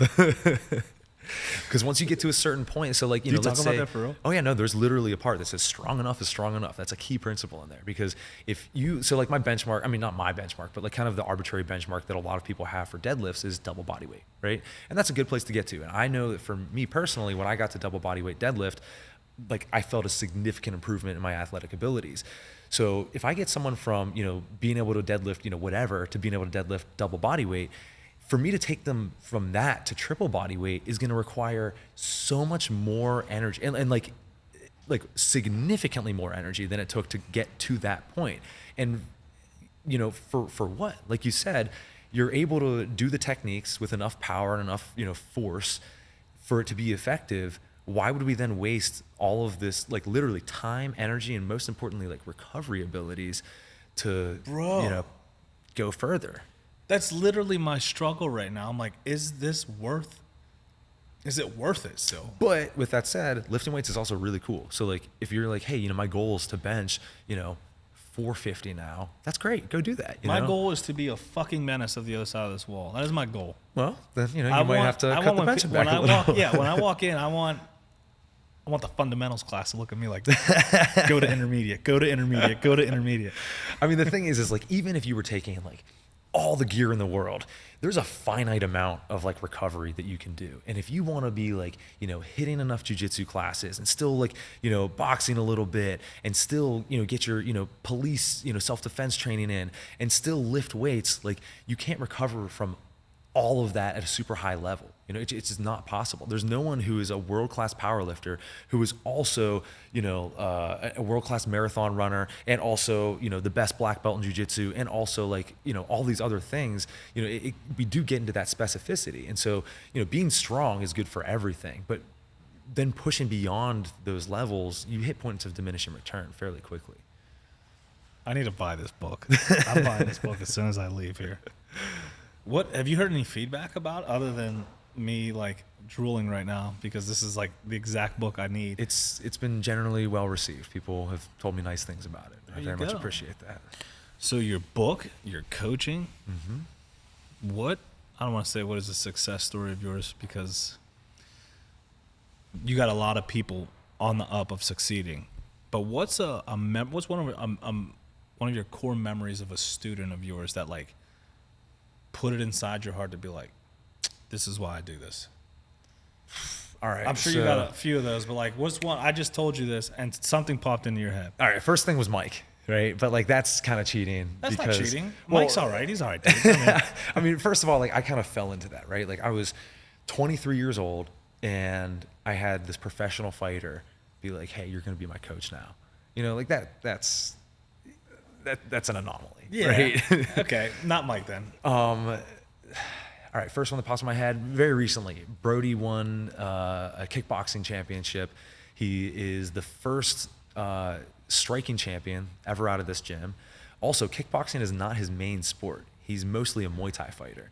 And kickboxing. But when you introduced him, you said kickboxer. So well, because that's what his current belt is okay, in. that's dope. That's awesome though. Like that's not even his like preferred style, let's say. And he's a champion in that. Yeah, absolutely. And Brody's one of those. I mean, just like I couldn't say enough good things about the kid. He showed up here when he was like 18, and has just pushed hard the whole time. He learns well. He works hard. He's like really athletic too, which helps a lot. He has like that thing that allows him to compete at a really high level. I was never good like that. Like I was way better in the practice room. I could beat up pros in the practice room. Like I was really good. In fights, I was significantly diminished, right? Brody's not like that, right? Lucas isn't like that. Like they step up, and Brody just like, I mean, I don't know if he doesn't get nervous. He probably does, but he manages it in a way that just allows him to, fight at his best. And that last fight of his, I think, was just like the perfect example of it. So like that's a very, proud moment of seeing success of one of my students. Did you corner that? Oh yeah. How is that? Like, the explain best. a little bit of like, what's going on in your mind when you're watching someone you've been training, you've been coaching them up, you've been in their ear, in their like And now you have to like send them off into the woods and be like, I'm still here, but like everything we've been doing, let's see you apply it. So when I was younger, I was very nervous, like super, super nervous. And I almost don't get nervous at all in the corners now. Like it's just, I don't know if it's just because I've done it so much. Unless you're with Mike and he's about to roll off on some dude in the crowd. I wasn't nervous there either. I was like, yo, if this dude wants to get knocked out, it is I was what right it next is. to dude. I'm like, what are you doing? Do you know who these two guys are right Well, now? not only that, but like not just me and Mike, but like everyone around. Dude, my entire table, stout. Yup. I'm like, what are people thinking? Anyway, so no, not nervous. I can go on that. Yeah. On that. Not nervous. Stout Yeah. rows deep. That's what I'm trying to say. We sure do. So yeah, what goes So on in okay, your so mind? I'm not nervous anymore. Now I'm actually very confident because I'm not going to put someone in the cage or the ring if I don't believe that that's the right fight for them. So like Brody's fight, for example, we'd seen a little bit of film on this guy, not a ton, but enough to know what we needed to do, and we put in some serious work. We had I don't want to say complex game plan, but as complex as it needed to be, right? But not any further, no added complexity just for the sake of complexity. And we had all the codes set for it. And I mean, he was just dialed in. So I'm just like supremely confident. And as he's going, I'm calling out openings that I'm seeing or, positions that I'm looking for or, just things that I'm expecting. And he just did it. And it was perfect, So like, It's like have a joystick and like, do you yes and attribute it no. to that? So people talk about that a lot, especially with Mike, and you do have a lot of that on the ground. So if you watch one of our fighters on the ground, Mike's going to tell you exactly what you're going to do, and you're going to do that, and it's going to work. So he'll be like, hey, dig a right underhook, and then I want you to monitor the other hand, get to your left hip, we're going to stand up here, let's lock the hands under the butt, twist, you're going to see his feet go up, whatever. And like he tells you exactly what you're going to do, and you do that, and you have to do that, and it will work 100%. With me, it's a little less of that. It's every once in a while, but one, I have to have a code for it. Well, I should have a code for it. Because if I'm like, oh, hey, like this teep is open, and I'm just like, teep him. Well, guess what? The other guy can hear it too. That's what I was going to ask. How is that like, and I know it's one thing because and this is why I don't fight professionally. It was so hard for me to focus on what I'm doing and focus on what my coach was saying. Yeah. Dude, I don't know if I'm half stupid or what. It was tough, dude. Like if I had to listen to my coach, I would literally pin and like get into a safe position and like, Yeah. okay, bro, what's up? What were All you right, saying? what's going on now? Yeah, And then get like, back to it. It was so hard for me to manage that. So Yeah. like, do you prepare your fighters for 100%. that? Like That has to be trained. How do you train that? So, leading up to Brody's last fight, we had a number of, again, I don't want to phrase this in a way that gives too much away, but we have, again, codes for. We're gonna have a show after the show. 'cause Yeah, I I'll fill you in know on some the stuff, ends, but man. we have codes for various things that I need him to do. Yeah, okay, so and you so got coded. I use those codes while we're doing pads, and like sometimes people want to like Instagram the pad rounds and stuff. I'm like, that's cool, just no audio, That's because fair, I don't yeah. want anyone knowing what I'm saying. And again, it's not always like. Well, I'll tell you later, but yeah, so that's very much drilled into him. So when he hears that, it's not like, oh wait, what was that? Oh wait, I have to remember what that is again. It's just like, go. It's like in baseball, where you want someone to steal so I wouldn't know. I'm gonna tell you. So like, you have a third base coach or the first base coach. You want your runner to do something. Mm-hmm. You're not gonna yell steal, Right, Because yeah. now the pitcher knows you're gonna steal. So they'll do like this means steal second, or this Mm-hmm. means slide, or the pitcher. You go one. This code. That's the ball I want you to throw. Like a lot of people don't realize that. Like catchers going like this, and the pitcher's picking. He's like, no, that's the one I want. So he's like, And you that's- have to manage it in a way so like the players are like, oh, that three, that he's throwing this, Yeah. or that one he's doing this. It's like you're. I didn't know there was like a code for that as well. That's Well, not everyone does it, which just blows my mind. Like there's so many times where I've been cornering someone and the opposing coach just starts screaming stuff out. And there have been times in fights where I'm just like, hey, look, you're doing well. I'm just going to be quiet. Listen to his coach. Just listen to what he's saying. He's telling you exactly what's going. He's saying throw an overhand.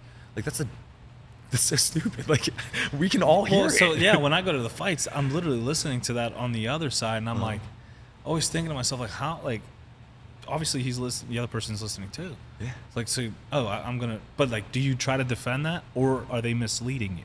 Well, so That's it. I got it. Okay. A little misdirection.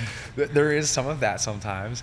But like, I don't know. I think that like probably in 10 years, in the same way that like people are going to figure out a lot of the positional stuff or clinch stuff that we do, and that won't be like a special thing anymore. That's just standard, and I'll have to discover something else. Like eventually, even at lower levels in MMA, there's going to be codes for everything. You're not going to know what the opposing corner is saying. But like right now, that's just low-hanging fruit. You know, we just.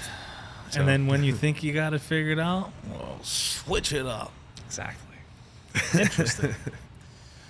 So, how do you prepare your fighters for a fight? Like besides, like, yeah, I'm talking more the mental side of like, okay. Obviously the you're drilling, you're techniquing, you're conditioning, you're going over the sequences. But as closer to the fight comes like game day, right? Like when I played high school football, I was the best safety on the field at practice.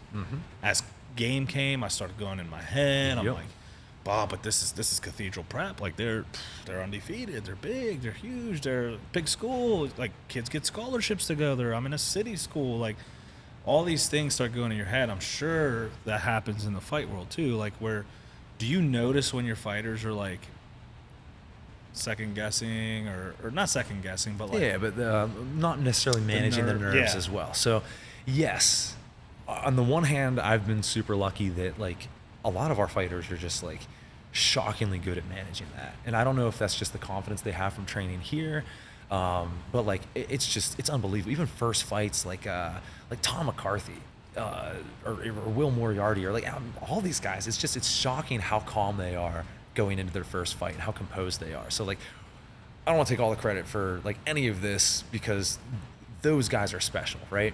With that said, there are things that we can do, and I have a whole chapter in the book actually all about mental training. Perfect, there it is. So and I outlined this story with Mike where we kind of like developed this. So back in, I don't remember when. I'm terrible with dates. That's Mike's thing. Yeah, but, that day. Yeah, sometime between like 2000 and now, Mike and I went out to Vegas, and he was going to try out for the Ultimate Fighter. And it was the season that I think it was McGregor's season. It doesn't really matter. But anyways, leading up to it, and I don't know what made me do this, but we started doing a lot of meditation. So it started just like, hey, 2 minutes, let's just go to a dark room, and all I want you to do is get lost in thinking about your breathing. And that's it, right? And eventually we add that to 3 minutes, and then 5 minutes, and then 10 minutes. And then we did enough of it to where Mike was like, dude, I'm able to get into that state like way faster now. And like that has its own benefits, right? But then we started to manipulate it. So we'd meditate, get to that state, and then I would start to tell him what was going to happen for that tryout. So the tryouts are, you're on pads for a round or whatever. They decide who looks good on pads. They pass those guys through. Then you do grappling rounds. They decide if you look good, then you go and meet with the producers. They decide if you're going to be good on TV, and then that's how you get the cast.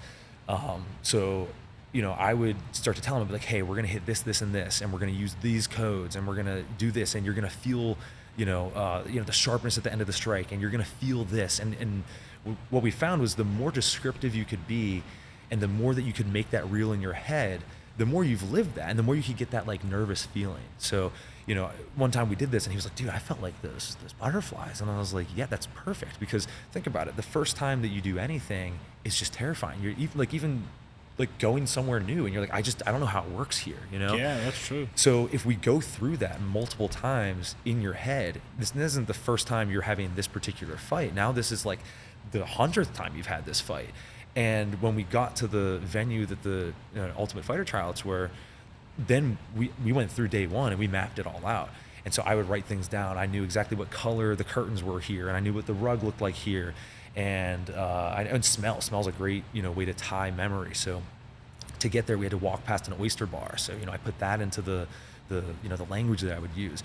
And so then the day before, we're getting to that meditative state. We start walking him through it. I start telling him how he's going to feel. You're feeling a little nervous, but we're going to harness those nerves. Those are good things. And then, we're going to walk past this. You're going to smell this. You're going to see this. You're going to, and just walk him through the whole experience. And then that way, when you go there it's not, you're not nervous, right? Like you've done it before. You've quite literally done it in your head. So the nerves are now significantly more managed, and you're focused on what you should be doing, not on, oh God, what if I do this? What if this happens? Blah, blah, blah. No, I'm focused on this. Have you done this with Siebert? I think I've done it with him a couple times. Because he's talked about this on our episode. Mm-hmm. He literally talked about this. Yeah. He's like, it's like you've been there before. And I'm like, that's fucking genius. So Lucas is another one where like, I don't want to claim that that's me, because like he literally went to school for that. Like I got lucky in that he knows how to manage his nerves. With that said, I'm pretty sure I've put him through that drill before. And yeah, I mean, how much do you charge for that? Just asking for a friend. My fighters is just in there. Guess I'm fighting. So obviously coaching is something you're good at. You have passion in. What led you to start the Listen to Your Coaches podcast? Because I think it's so funny. Like it's like a, what's the word? Not a cliche, but it's almost like the word for something you should do, but people just don't freaking do it. Yep. Like it's genius. What led you guys to start that? So Mike and I have been, great friends for over a decade. I don't even know how long. And, we call each other all the time, and we'll just be on the phone for like hours at a time, just talking. And there were multiple times we'd go on fight trips and, driving 4 hours or whatever. And our fighters were like, oh, that's kind of odd. We didn't turn on music once or listen to podcasts or anything. And we're like, why would you cut into your talking time with music on a road trip? Like, what are you talking about? And then over time, we're like, we just do this all the time. Let's start to record it, And, we hopefully kind of know what we're talking about. And, hopefully people are somewhat interested in it. And I'm interested in it. I'm not even a fighter. I'm just like, you won't listen to these guys? You're dumb. You're dumb if you don't.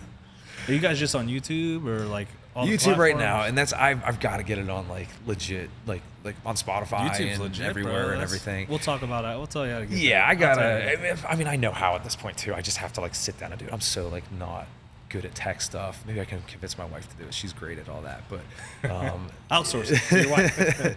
but no. Eventually, it will be everywhere. Right now, it's just on YouTube though. Yeah. Dude, you guys do skits. I don't know who does your editing, but like even the editing is like, it's like you're watching like, I don't want to say a big show because you guys have the potential to do that, but it's like these professional podcasts. I'm like, I forget which one it was. Mike's just like, yeah, you guys thought we were gonna give you this, but we're not. Yeah. And I just like you guys know to put that in the beginning and editing. I think it's great. You guys actually talk about like legit stuff too. Like it's entertainment, but like if you listen to it and you're a fighter or you train or like you care about bettering yourself in any way, like you can apply the shit you listen to. Yeah. Like, and I hope that like, if we, end up doing this long term, which, I hope we do. You will. Hopefully you will. There we go. Hopefully I'll, both of us will kind of open up a little bit more and we can start to dive into things, outside of just directly fighting, and hopefully that's helpful to people and stuff.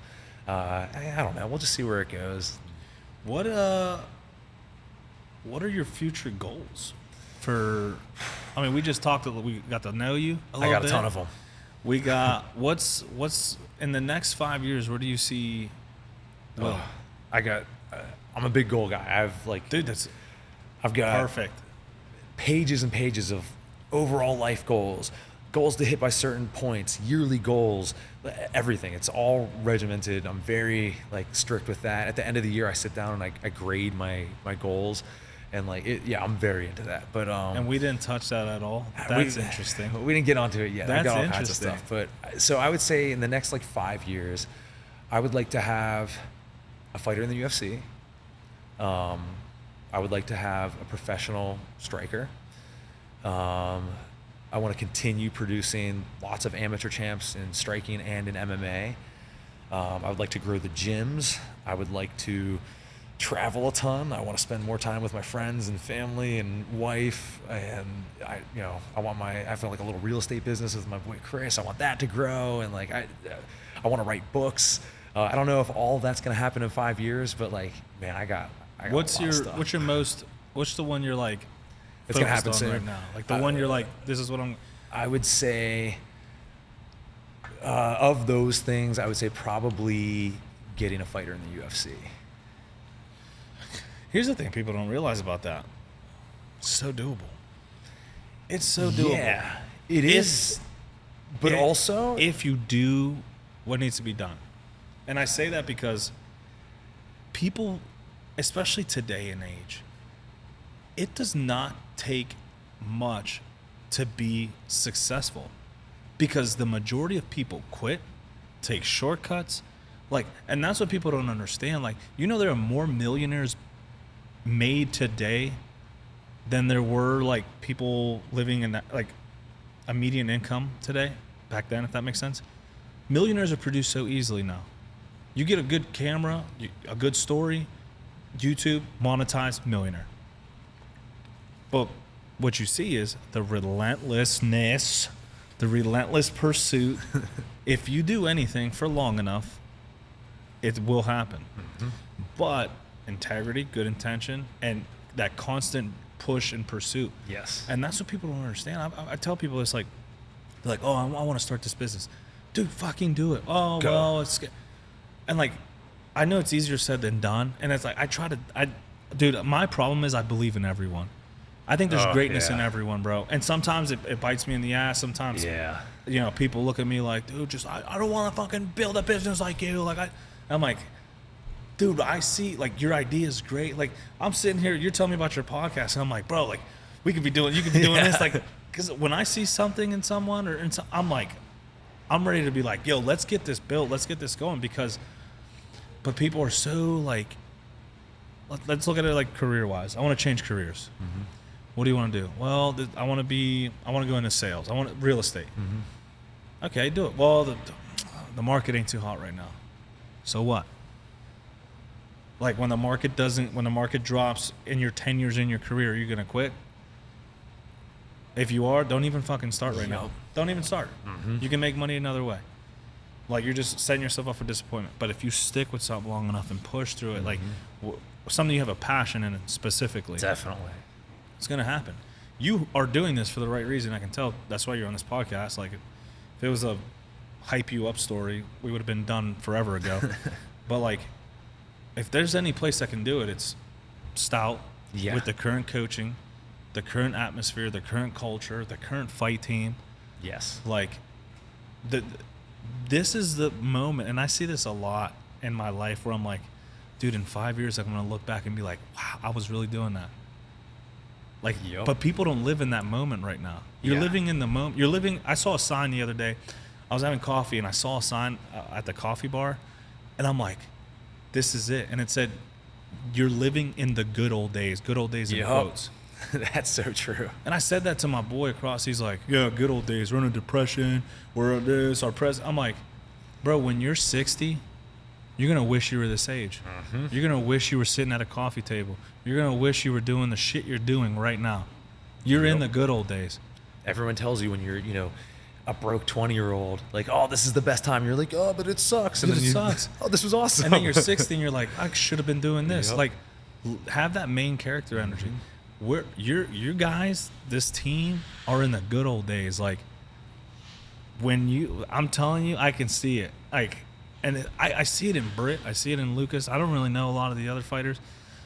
But I'm like, dude, you're one fight away from someone going, I'm going to put my eggs in your basket.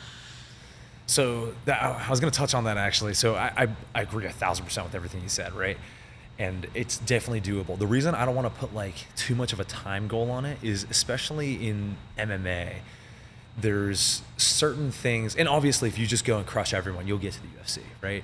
But there are certain things that can interfere, and that's why I don't want to put time goals on it too much. Mike's career is a great example of that, right? Mike, I forget his record, it's 9-4 or something like that. If Mike had some of those losses at different times, he'd be in the UFC, right? If Mike didn't have that record and didn't have the amount of guys turn him down, he might have fought for longer, right? There are people in the UFC right now, I'm not going to name any names, who turned down fighting Mike years ago, which makes sense because why would you fight a guy who maybe doesn't have the cleanest record but is really, really good, right? And again, there was Mike fought for the CFFC title. He wins that fight, there's UFC scouts there, he was going to get signed to the UFC. That was the plan. He lost that fight. If he would have switched that loss with, a different fight, like timing matters and who sees you and all that too. Oh, so absolutely. I don't want to focus on things that are outside of my control, but what I can control is I'm going to get these guys UFC quality, right? I'm going to get them to that level, and then we'll let the pieces fall where they. Well, may. that's what I wanted to caveat. It's like a lot of times we have a goal, and it's a big goal, right? Getting someone to UFC is a huge goal, and then we focus on what? That goal.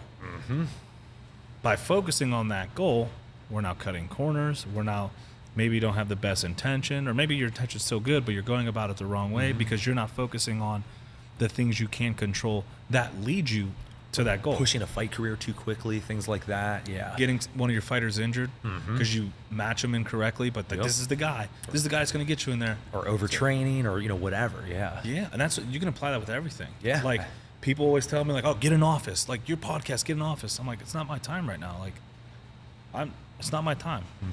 I enjoy talking to people, meeting them where they're at. Like, that's what we're doing right now. That's what's working. And that's also like a cool vibe of your podcast, is that like, I've seen like you in different locations, here at the, at other gyms, with Hunter, you were at the restaurant, and like the fact that you can do that and like still make it feel comfortable is awesome, and make people feel comfortable so they open up. I mean, like I'm very like naturally kind of introverted and socially awkward and stuff, but I felt awesome here just talking, because like you're good at this, whereas like Mike and I, we did the exact opposite. We were terrified to be on camera. I still very much, rely on Mike as being like a social crutch to be able to like talk to a camera and so like I think that's a big, a strong point for your podcast is not being stuck in one place, Yeah, and you get to see new places. Like I've never been to the Zilly location. Andy's episode drops. I was at the Zilly location. Yep. Like I'm about to try the aerial arts thing and see if I can. That's a cool gym. That's Bro, a really it cool is gym. cool. It is cool. I like the open concept. Like this is like fighters over there, strikers over there, grapplers over there. If you exercise over there, you want the sauna around the corner. Yeah. Like, which is also cool because like you can kind of structure your environment and stuff. Pros and cons to everything, but One last question. right on. I hope I have an answer. This is going to be a deep one, tough one. You have someone coming to you. They're like, I want to be Will. I want to be like you. I want to do what you're doing. You can only give them one piece of advice.